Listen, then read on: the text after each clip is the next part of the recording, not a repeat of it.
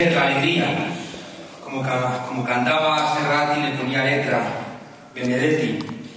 Hoy se nos está marchando Salomé, una compañera de la Comisión de Cultura, en una lucha terrible contra el cáncer, igualmente como cerólogo.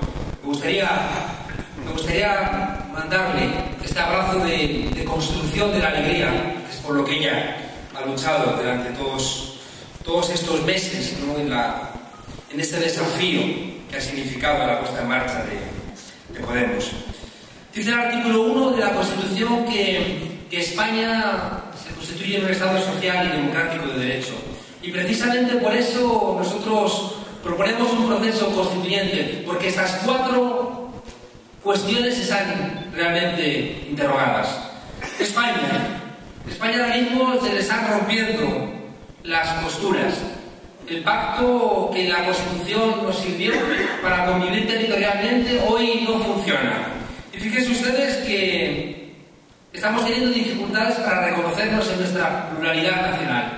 Durante la transición, la gente en las calles gritaba libertad, amnistía, estatuto de autonomía, y los partidos políticos llamaban el principio de autodeterminación en sus programas. Hoy parece que reconocer ese tipo de cuestiones nos da susto. Y es imposible que pensemos en un Estado federal donde las partes no estén libremente integradas en esa convivencia común. Por tanto, debemos otra vez atrevernos, como entonces, a entender que para que realmente España esté unida es porque las partes diferentes, que lo son, tienen la voluntad de estar en esa aventura conjunta. Y que si no les reconocemos la posibilidad de no estar, ese estar es una mentira. Fíjense ustedes que los que más defienden el centralismo son curiosamente también los que miran con más amabilidad a la guerra civil y aquel genocidio. Nosotros planteamos que ya va siendo hora de que los diferentes pueblos que configuramos España nos entendamos en nuestra plurinacionalidad y que entendamos, aunque nunca nos lo hayan explicado, que hay gente en España que sueña en catalán y que hay gente que por la noche sueña en euskera. Y que por tanto tenemos que entender que lleva mucho tiempo reconociéndose como parte de una identidad propia y que son ellos los que tienen que decidir convivir conjuntamente. Y nosotros hemos llegado a la conclusión de que la única manera de que España no se nos rompa, y no queremos que se nos rompa, es entender que tiene que haber una libre determinación de querer estar con nosotros.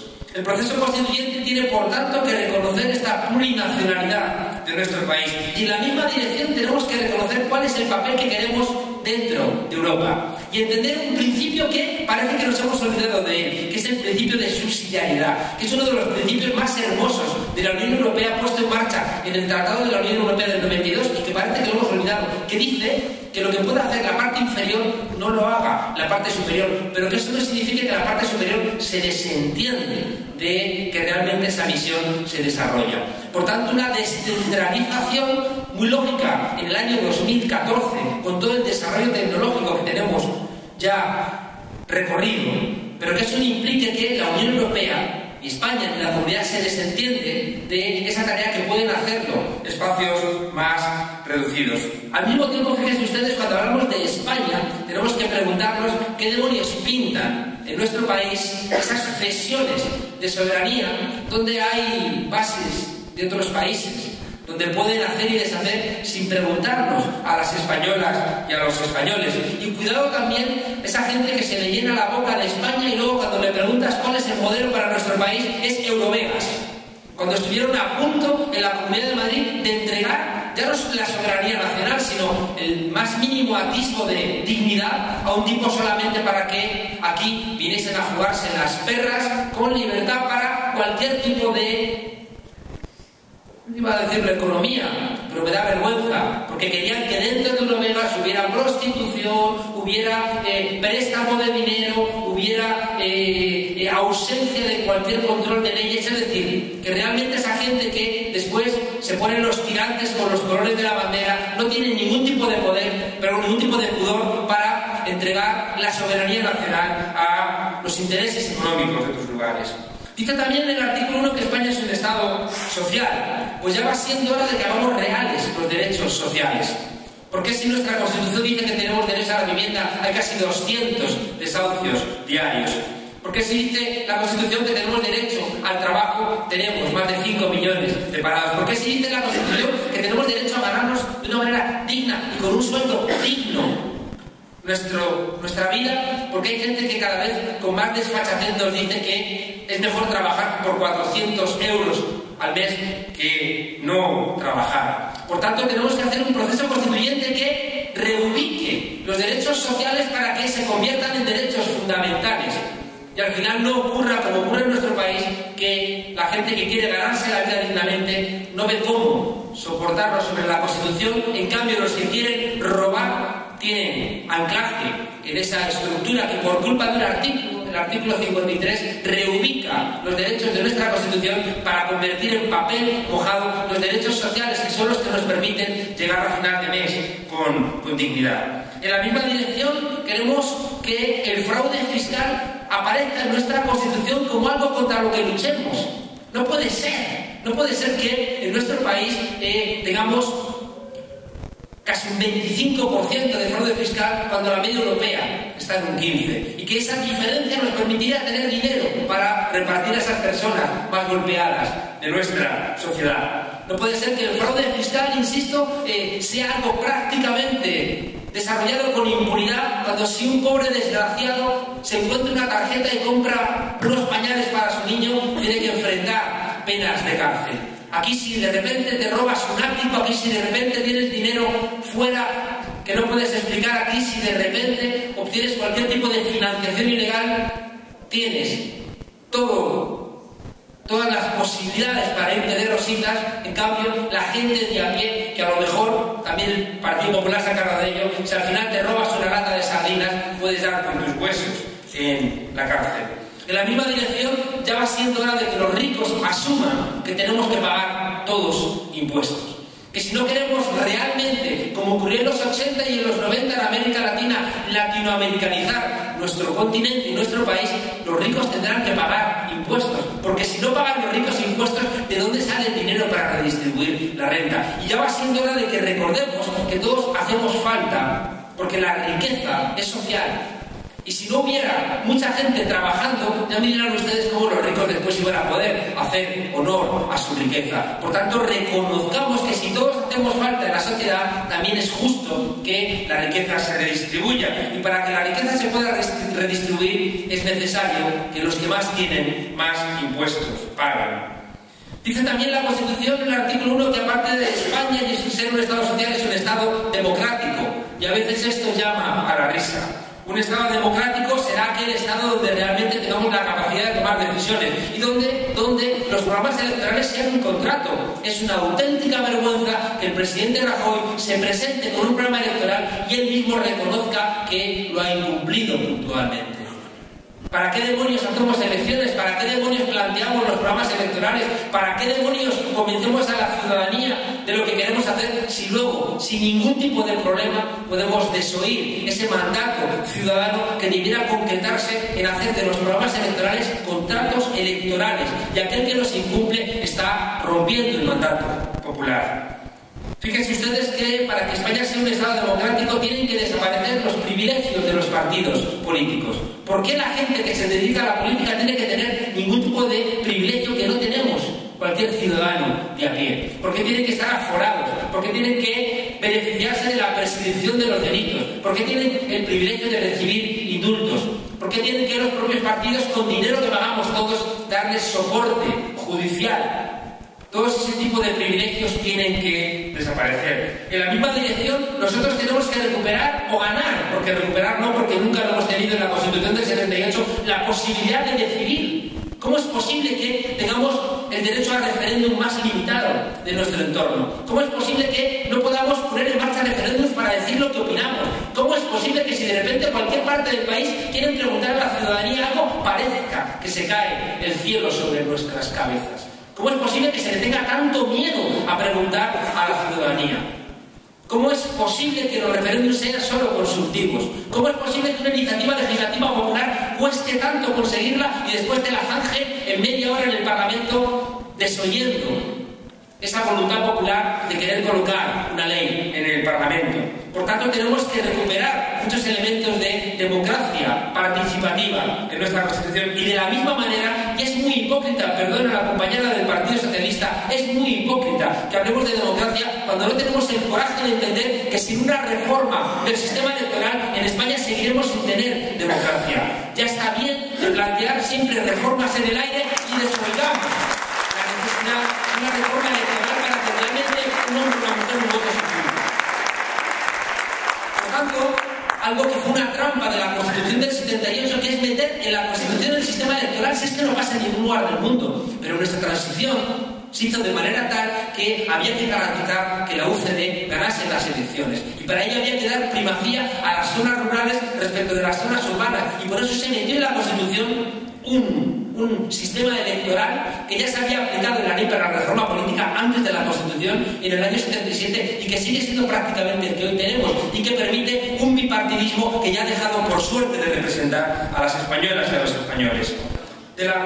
¿Cuánto me queda? 2 minutos? Porque ya me he comido otro tiempo. Bueno, pues simplemente planteo que telegráficamente revocatorio de los mandatos, limitación de los mandatos. El pueblo tiene que tener la posibilidad de, cuando alguien incumple, mandarle a su casa. Queremos que las mujeres tengan garantizada en la Constitución el derecho sobre su propio cuerpo y que no venga un gobierno que por intereses electorales pueda retrotraer 35 años el derecho al aborto de las mujeres.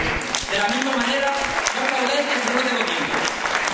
De la misma manera tenemos el derecho a escoger a quién queremos en la jefatura del Estado. ¿Por qué tiene que haber una dinastía en la jefatura del Estado? Y en caso de que haya una dinastía, ¿por qué tienen que ser los Borbones? Igual a alguien le gustan los Austrias. Y por último decía, fíjense ustedes, también dice que es un Estado de Derecho. Y para que sea un Estado de Derecho, tenemos a los jueces y a los fiscales de la independencia que hoy nos hemos desayunado con la prensa, que es mentira, y que tiene que dimitir el fiscal general del Estado porque el Partido Popular no le deja hacer bien. La idea final, y con esto termino, es que un proceso constituyente, porque las tareas que tenemos por delante son tan enormes que solamente si las hacemos entre todas y todos vamos a poder llevarlas a cabo. Nadie va a venir, ninguna élite, ni siquiera los de Podemos, vamos a venir a solventar estos problemas si el pueblo no lo participa, porque los desafíos son tan enormes que o los entendemos o no van adelante. Y para entenderlos tenemos que debatirlos. No nos acostumbremos, como ocurrió en América Latina, a ver la pobreza. No nos acostumbremos a la resignación de una parte de nuestra ciudadanía. No miremos a otro lado, porque entonces la solución será terrible. Se nos ha abierto en España y le abrió el 15M una ventana de oportunidad. La ventana de oportunidad de entender que solo el pueblo salva al pueblo. Adelante.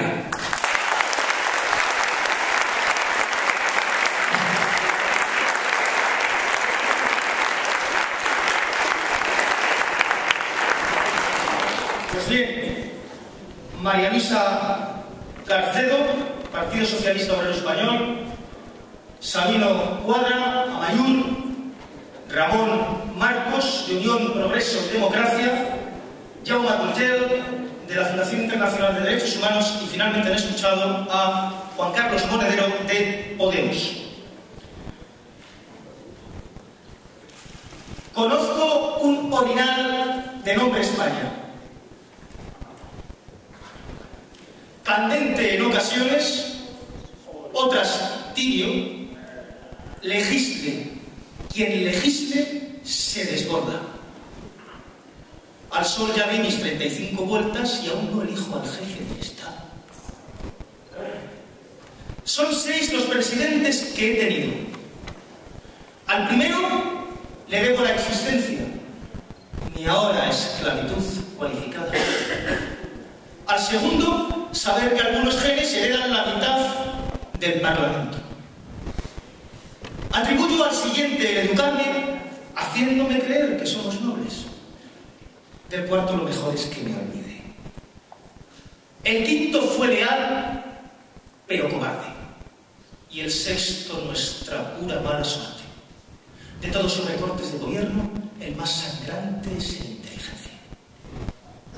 Y así presume el perro de sus pulgas. Y así ha logrado un bosque, seda de bosque. Y así en España orina la paciencia. Pues sin más... Bueno, vamos a ver si tenemos un poquito de suerte. Vamos a ver si tenemos un poquito de suerte. Les pido una cosa. Una cosa fundamental en el Ateneo de Madrid es el respeto que es la dignidad de los seres humanos. Yo les pido que digan lo que quieran, cuando deseen, en libertad, sin insultar y respetando la opinión y la participación del otro, ¿de acuerdo? Lo ruego encarecidamente. Ruego también que no hace falta gritar para tener razón, digan cuanto quieran. El Ateneo de Madrid es precisamente eso.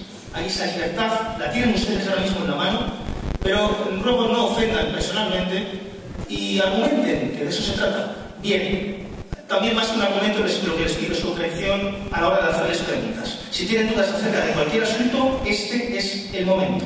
¿De acuerdo? ¿Os parece? Bien. 5 minutos. 5 minutos. Bien. Sí, faltaría más. Con todo mi respeto al señor Monedero, que una vez en la puerta del RIC me cogió del brazo y me quería explicar algo porque me insultaba en el Hotel RIC cuando increpé al rey de la escrache, que es Pablo Iglesias, pero él me cogió del brazo, me dijo, te lo voy a explicar. Cuando vinieron los medios, él dijo, no, delante de los medios no. Yo quisiera preguntar qué me iba a amenazar, me iba a decir algo. Bueno, mire, usted en Venezuela ha asesorado al gobierno de Venezuela en todas las cosas, entre ellas el proceso constituyente. El proceso constituyente. No, que se lo voy a decir. En Venezuela se creó el referéndum revocatorio. Muy bonito como lo plantea el señor Monedero. Bueno, la voy a hacer rápido. Muy bonito como lo plantea el señor Monedero. ¿Qué pasó? Que mi esposa, al igual que millones de venezolanos, ¿sabe lo que pasó? Que crearon la lista de Castro. Usted va a hacer lo mismo en España si gana su partido, que los que voten en el referéndum van a crear la lista para luego ser criminalizados. Disculpen.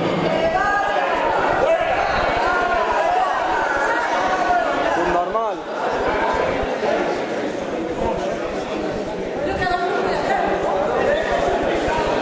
Pero no hacer gilipolleces. No tenemos problema, pero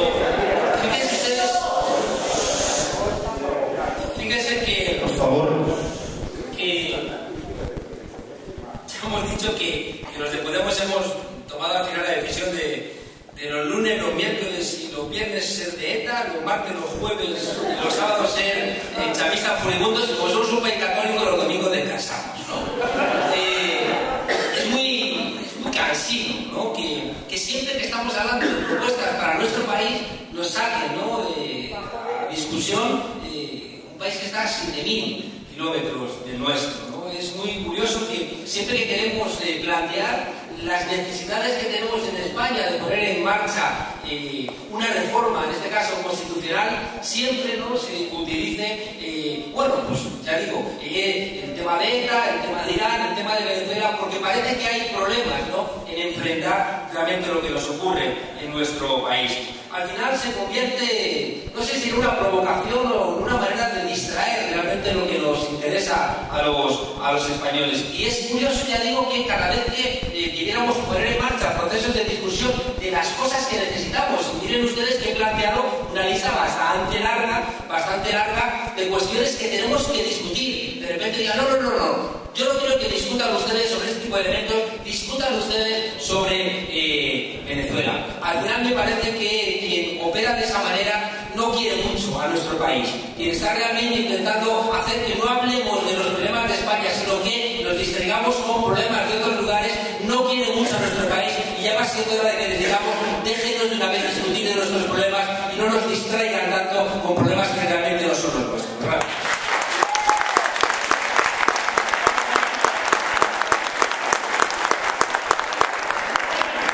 Buenas tardes. Señor Monedero, una pregunta. Primero decirle a este señor que...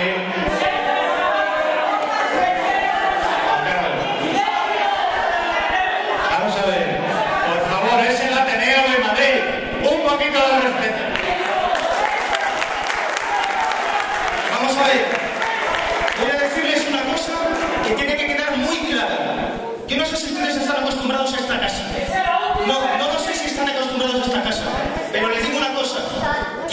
todavía de recuperar su propia dignidad. Sí, su propia dignidad. Porque se están faltando su dignidad a la mesa y a toda la institución de la comunidad autónoma.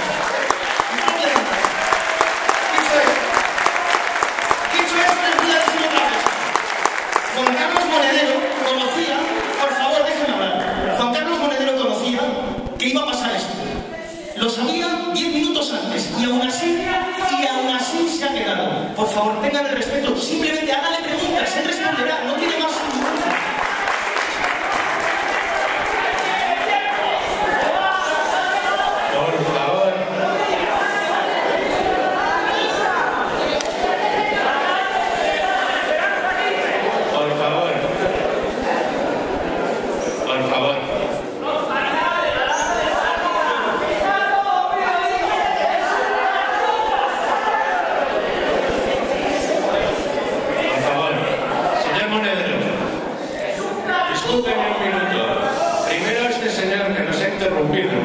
Decir que en el Ateneo guardamos respeto y abrimos las puertas a gente que no sean ateneístas. Por lo tanto, rogarle que actúe con educación. Cuando en los ateneístas abrimos las puertas a personas que no son socios. Y hay que mantener la educación y la corrección.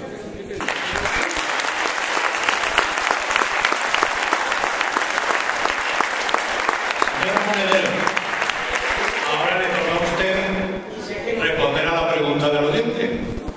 Ustedes han irrumpido en la sociedad española para beneficio, como un gran tsunami. Se han llevado todo por delante. Y algunos nos han dejado perplejos. ¿Por qué no se presentan a las municipales? ¿Por qué, de alguna manera, eso que está demandando la sociedad, ustedes, no la cometen con valentía, con rigor y con control para que no se cuelen corruptos y oportunistas? Nada más. Muchas gracias. Muchas gracias. Se lo plantearon, tendrá que ir a las 9 menos cuarto. No es que no tenga intereses, o sea, que cuando quieran vengo de nuevo sin ningún tipo de problema. No será que nosotros no estamos en todos los sitios, no dando respuestas a todo, y por tanto no hace falta pegar voces, no hace falta insultar, no hace falta poner en cuestión, porque eso lo único que hace es dar una sensación de crispación que no tenemos, ¿no? Y por tanto yo creo que no hace falta, ¿no?, generar este tipo de situaciones que parece que extreman lo que ahora mismo no es extremo, porque lo que es extremo en nuestro país es la extrema necesidad de mucha gente y no este tipo de discusiones. Y una pregunta concreta, nosotros en nuestra asamblea tomamos la decisión de presentarnos a las elecciones autonómicas como Podemos y presentarnos a las elecciones municipales en agrupaciones de electores. Es decir, que sí que nos presentamos, claro que nos presentamos. Nos vamos a presentar en Madrid, en Valencia, en Barcelona, nos vamos a presentar en todos sitios donde podamos. Lo que pasa es que no nos vamos a presentar con la marca Podemos. ¿Por qué? Porque hicimos un ejercicio de honestidad. Somos una fuerza política que acaba de nacer y nacemos también por el deterioro de nuestro sistema político. Y eso implica que arrastramos muchos vicios, y eso implica que una fuerza política, como suponíamos, que iba a generar una enorme ilusión, iba a atraer a muchos advenedizos, iba a atraer a gente que, sin responder a lo que realmente significa Podemos, iba a hacerse pasar para obtener algún tipo de beneficio. Y entendíamos que preferíamos renunciar a tener más poder municipal si rompíamos la ilusión de una fuerza política que venía a regenerar nuestro país. Y después de muchas discusiones encontramos que la solución menos mala era esta. Es decir, que entendíamos que en 8.177 municipios no éramos capaces, ¿no?, de controlar quién se presentaba, y que teníamos el riesgo de que gente que, por ejemplo, viniese de los antiguos partidos y que después de hacer barbaridades en ellos quisiera probar suerte aquí, no teníamos las herramientas para controlarlo, y de repente nos parecía una vergüenza que alguien, en nombre de Podemos, al día siguiente de las elecciones diera, por ejemplo, la alcaldía a fuerzas políticas que no se lo merecieran. Y entendíamos que, en nombre de esa salvaguarda de la ilusión que ha despertado Podemos en la ciudadanía, preferíamos renunciar a presentarnos con nuestro propio nombre cuando no éramos capaces, por nuestra propia juventud del partido, de garantizar ante ustedes que la marca Podemos iba a representar sin ningún tipo de mácula esa ilusión, que que queremos ofrecerles. Y la conclusión que tomamos fue esa: nos vamos a presentar, claro que nos vamos a presentar, pero en otras fórmulas, en fórmulas que representen esa mayoría social que quiere convertirse en mayoría política, y en esas estamos, ¿no? Es decir, que en algunos sitios parece que están más avanzadas, en otras menos, pero vamos a buscar fórmulas conjuntas que nos permitan presentar a la ciudadanía no una sopa de siglas, sino candidaturas construidas para las elecciones municipales que, insistimos, no van a ser listas que se acuerden en reservados secretos, sino que van a ser listas elegidas por primarias entre toda la ciudadanía y que se llamarán de diferentes formas, pero que representarán esa mayoría social municipal que estamos buscando. Entendemos que no es una solución maravillosa, pero a cambio sí que podemos ofrecer en las comunidades autónomas la posibilidad de que la gente apoye a Podemos, y ahí sí que garantizamos que en las elecciones autonómicas la marca Podemos va a adelantar de manera absolutamente nítida la victoria que esperemos tener en las siguientes elecciones generales. Muchas gracias, perdón por tenerme que ir, pero les prometo que yo siempre estoy abierto al Ateneo. Esta casa es una casa de discusión de Madrid, llena de respeto, y nosotros ese respeto que siempre se ha ganado el Ateneo lo mantenemos. Muchas gracias y hasta muy pronto. Gracias, Juan Carlos, por asistir.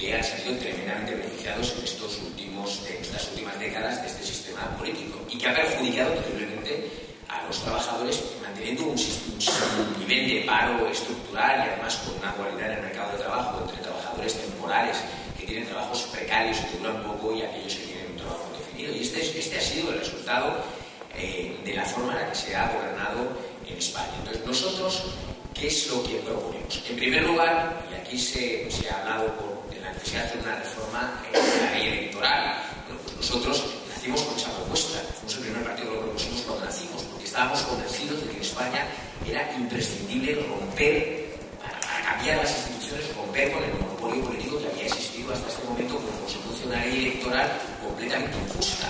Una ley electoral que permite que las provincias más pequeñas, está pensada precisamente en la transición definida. Nuestra ley electoral, muchos de ustedes a lo mejor no lo saben, es que está definida en los gabinetes del gobierno de Carrero Blanco, de Arias Navarro. O sea, en el gobierno de Arias Navarro se marcan las líneas de lo que luego después acabó siendo la ley electoral del año 77, que parcialmente se constitucionaliza y que finalmente se convierte en ley orgánica en el año 1985. O sea, para empezar, hace falta hacer esa reforma de la ley electoral para poder tener un sistema democrático mucho más pujante y con mucha más capacidad de representar realmente de forma justa a los ciudadanos. Luego hay que suprimir en las instituciones todos los privilegios que mantienen los políticos para que puedan dar cuentas. Por ejemplo, el aforamiento, que es fundamental, y otra serie de privilegios políticos que no tienen sentido alguno. Luego hay que conseguir una justicia independiente. Tenemos que conseguir también una administración, y esto es muy importante desde el punto de vista cualitativo y cuantitativo. O sea, es fundamental tener una administración que sea una administración profesional, que no esté al servicio de, sobre todo a partir de la administración, de aquellas personas que son colocadas por los partidos políticos en los ayuntamientos, en las comunidades autónomas, en el propio Estado. Ha acabado siendo la administración pública ocupada y eso... Ramón, más hoy muy brevemente. Eso ha permitido precisamente que se haya afectado de forma tan radical la economía. Y luego, en relación con la economía, nosotros queremos hacer una reforma laboral para garantizar acabar con los contratos temporales. Nos parece un punto fundamental para garantizar que haya un contrato único de naturaleza indefinida, que creemos que eso va a ayudar de forma significativa. Creemos también, desde el punto de vista económico, que es imprescindible hacer una reforma fiscal que permita tener una fiscalidad realmente justa en nuestro país. Desde el punto de vista de la educación, porque para resolver nuestro problema económico, que resolver la educación, tenemos que hacer una transformación económica, tenemos que hacer una transformación educativa en la primaria, en la secundaria y en la universidad. Hay que acabar con todos los privilegios que tiene la universidad, hay que acabar con esa universidad endogámica que tenemos en nuestro país, que no ha funcionado totalmente y que no ha formado totalmente a nuestros jóvenes. Y todas esas cosas unidas, pues nosotros creemos, y terminando con ese capitalismo amiguetes, que podemos tener un país mucho más abierto, mucho mejor, con mucha más capacidad de emprender las empresas y de funcionar mejor. María Luisa. Muchísimas gracias. Yo pedí la palabra por alusión. Sinceramente, desde que llega aquí, hombre, no sé si insultada, pero bueno, voy a dejarlo así. Yo soy un partido estoy en un partido y milito en un partido desde hace casi 40 años, un partido que tiene 136 años de historia y que va con la cabeza muy alta, y nuestra aspiración es seguir yendo con la cabeza muy alta. Hemos vivido en la historia de este país desde su constitución.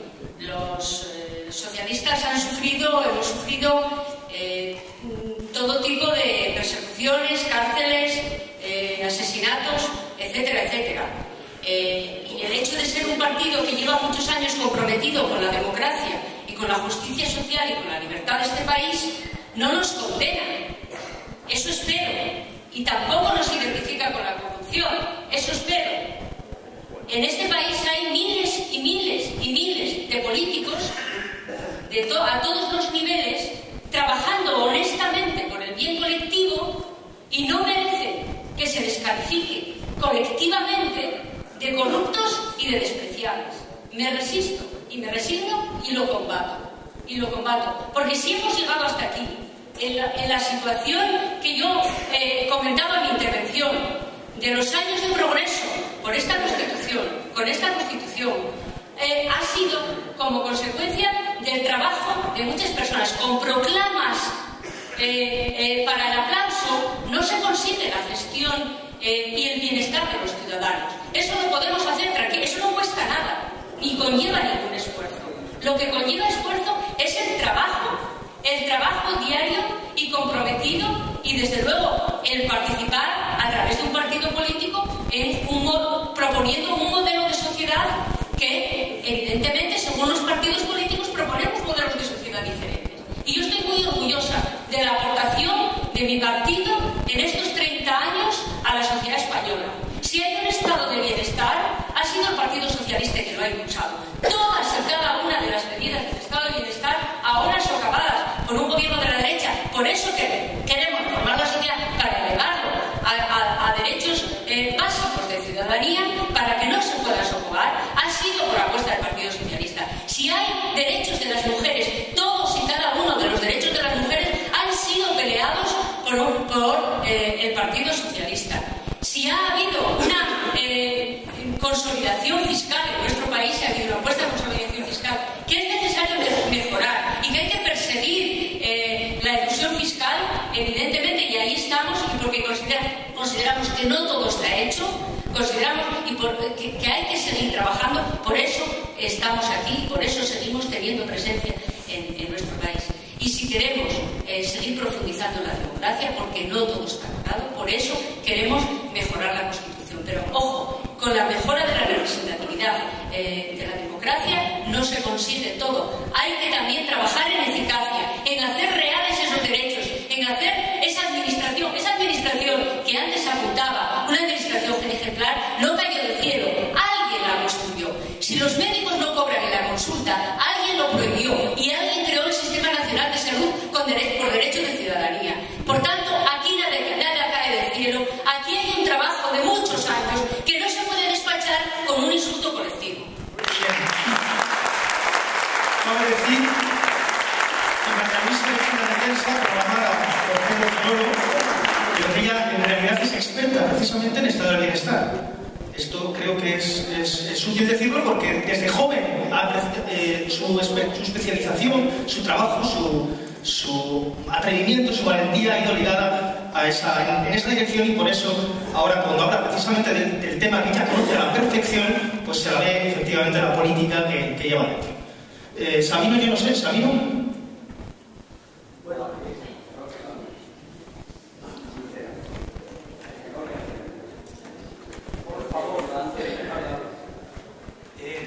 En distintas intervenciones se ha hecho referencia a un tema que, bueno, a mí me interesaría en un par de minutitos solo comentarlo, ¿no?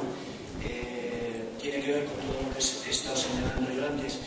Se ha hecho referencia a la Constitución y al pacto constitucional como un pacto que sirvió para conocernos mutuamente y para levantar un entramado que es bueno, el que ha posibilitado todos estos años de democracia. En distintas intervenciones más o menos se ha dibujado esta película. Yo quiero hacer referencia a unos cuantos hechos que han jalonado la historia de nuestro pueblo en estas últimas décadas. En Euskal Herria la Constitución no fue aprobada. Los votos positivos fueron únicamente de 1/3 de todo el proceso electoral. Lo que triunfó es el voto negativo y la abstención que propugnaron partidos de izquierda, democráticos y también soberanistas. En Euskal Herria se votó no a la OTAN, y sin embargo estamos en la OTAN, y en Navarra tenemos un polígono de tiro, el único en Europa de esas características de fuego real, que funciona coordinado con esa estructura militar criminal. En Euskal Herria, aparte de eso que he señalado, se intentó, dentro de una de las partes que componen nuestro pueblo, en la comunidad autónoma vasca, reformar el estatuto existentes, y cuando vinimos aquí a Madrid a discutir y a votar ese tema, ni siquiera se admitió eso a debate y fue metido en un cajón. Ya señalaba antes cómo 14 leyes aprobadas por el Parlamento Foral acaban de ser echadas a la basura.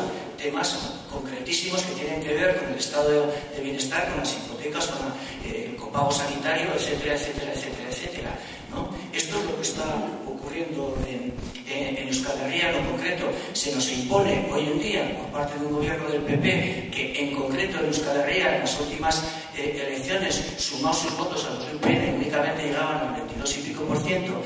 de los votos conseguidos y, sin embargo, ese gobierno nos impone al 100% reformas laborales, reformas financieras, reformas de las pensiones, contra las que nuestras instituciones, nuestras mayorías sindicales y nuestras mayorías sociales están en contra. Y ocurre también que los grandes sindicatos estatales firman acuerdos que tienen vigencia allí en nuestro país, a pesar de que la mayoría sindical, más de un 60%, no está representada por estos sindicatos. Y las negociaciones que haces allí se van al carajo, pues porque te imponen unos marcos estatales. Estas son las razones no teóricas, no de la historia de nuestro pueblo ligado a hace 500 años o a las guerras carlistas. Estas son las razones políticas concretas por las que nuestro pueblo reclama el derecho a decidir y por las cuales hoy en nuestro pueblo, como en Cataluña, por todo este trato recibido también, pues es cada vez más soberanista y más independentista. Y por lo que en concreto, pues Amaiur en las últimas elecciones ya fue la primera fuerza en Euskal Herria por encima del PNV, teniendo mayor representación que ellos en el Congreso, a pesar de lo cual, bueno, pues tanto mediáticamente como desde un punto de vista social, pues somos completamente ninguneados y metidos dentro de un cajón, ¿no? No se nos ve por ningún sitio.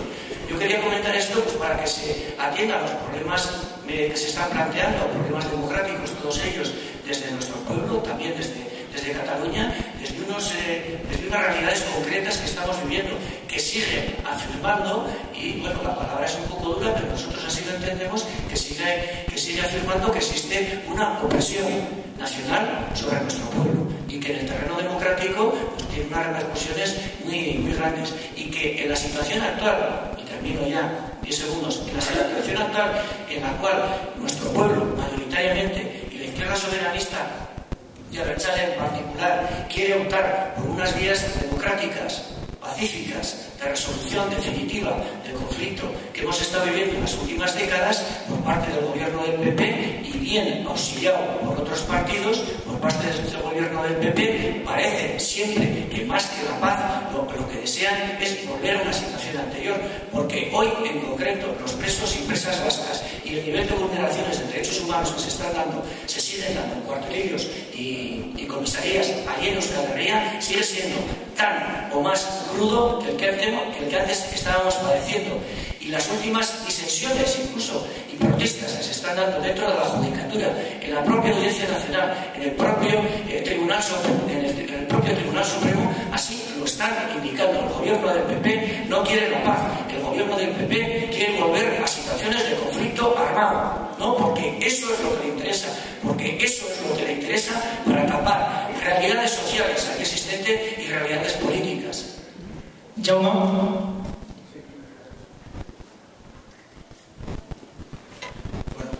En primer lugar, quiero agradecer que, a pesar de alguna pequeña arrolamiento y tal, quiero agradecer que el acto está siendo posible y que todo el mundo está logrando hacerse expresar y preguntar, y creo que esto es lo bueno. Yo también estoy totalmente de acuerdo con la señora María Luisa Carcedo y abundaré más en la cuestión. Cuando se insulta genéricamente a todas las personas que nosotros elegimos, a todas, en realidad lo que se está haciendo es insultar el resultado de nuestra voluntad. Puede parecer que se está insultando a 4 o 5 personas, rostros conocidos de la televisión, pero en realidad se está insultando a 47 millones de españoles y españolas. Si no gusta una cosa, pues se cambia. Si les molesta el bipartidismo, voten otro bipartidismo, o voten otro partido, o a lo que sea. La elección está periódicamente en sus manos, que por eso estamos en democracia. Si la democracia es mejorable, pues se corrige, como se puede, donde se puede. Pero los insultos previos, colectivos, suponen una violación, entre otras cosas, de la presunción de inocencia colectiva. Y no solo de cualquier grupo particular, sino del grupo de personas elegidas por todos nosotros. Cuando se insulta en masa a la clase política, se insulta en masa al resultado de nuestra voluntad. Es cierto que necesitamos mejoras, pero no más odio. Necesitamos construir cada pequeño día, a veces con nuestro voto, a veces con un argumento, a veces con una idea, pero no con un insulto. Voy a respetar su tiempo y no quiero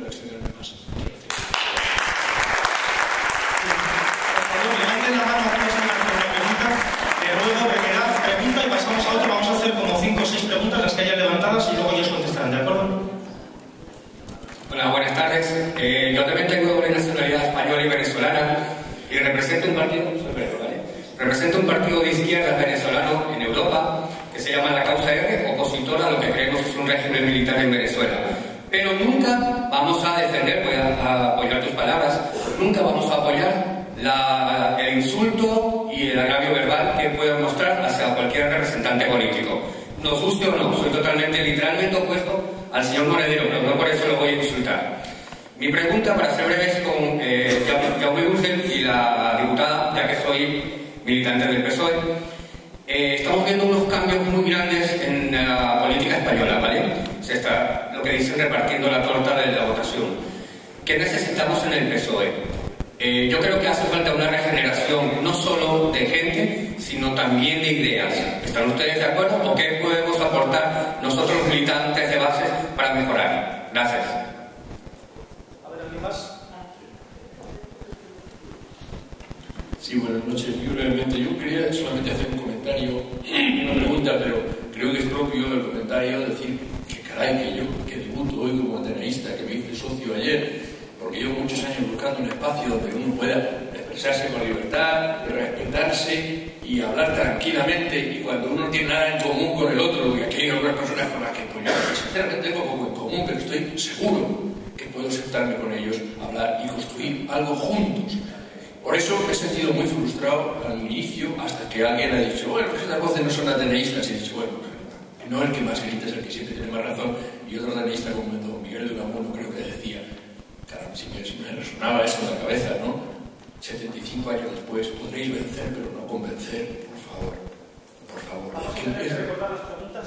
Sí, una pregunta quería hacerle a la señora Cedo.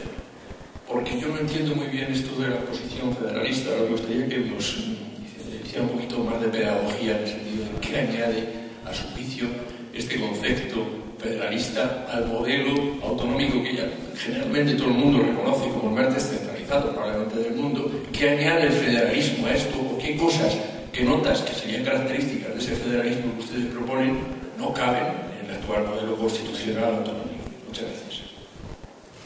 ¿Qué más?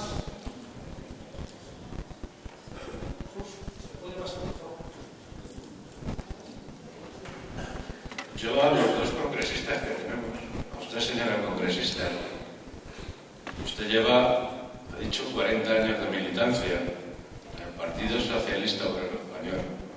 Y muchos de los aquí presentes también votándoles. Pero eso no quiere decir que no seamos críticos.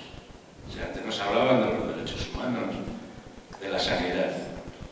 Acuérdese, en instantes más sociales, ¿quién votó la ley 15/97? Para permitir la privatización de la sanidad? Yo fui una de esas personas que presentó en el Congreso 450.000 firmas a una proposición popular de ley, creo que se llama así, ILP, ¿no? Si no estoy confundido. Esto fue hace como 5 años, todavía estoy esperando respuesta. ¿Quién más? Por favor, las personas que quieran preguntar también han salido de cuadra. A ver, buenas tardes. Es muy útil que haya estos eventos con todas las fuerzas políticas representadas, porque eso da una idea de cómo está la ciudadanía también, ¿no? Y de las diferentes sensibilidades. Yo verdaderamente siempre he dicho que ese todo de enmienda a la totalidad y todos son iguales, cosa que se dice mucho ahora, da lo mismo el Partido Socialista que el Partido Popular, todos los políticos son iguales, entran todos en el saco de la descalificación. Solamente quisiera hacer una advertencia. De no haberse conseguido derechos en estos últimos 30 años, yo estoy segura que no hubiera tenido lugar ni la sentada de la Puerta del Sol, ni estaríamos hablando ahora de lo que hablamos. ¿Por qué? Porque la gente joven está echando de menos cosas que se han conseguido que nosotros no tuvimos, porque los mayores estamos muy acostumbrados a no haberlo tenido. Por tanto, luchamos por ello, luchamos por la libertad de expresión, luchamos que, por cierto, con la ley Mordaza, de la cual aquí no se ha hablado, nos la van también a liquidar. Primero han liquidado lo que se llamaba estado de bienestar, que no llegaba ni a medio bienestar, pero bueno, se ha dado en llamar así, dejémoslo, y ahora esto. Pero sí quiero decir que no hay que complacerse pensando que me ha parecido bastante, no sé, vehemente la actitud de decir hemos luchado durante 30 años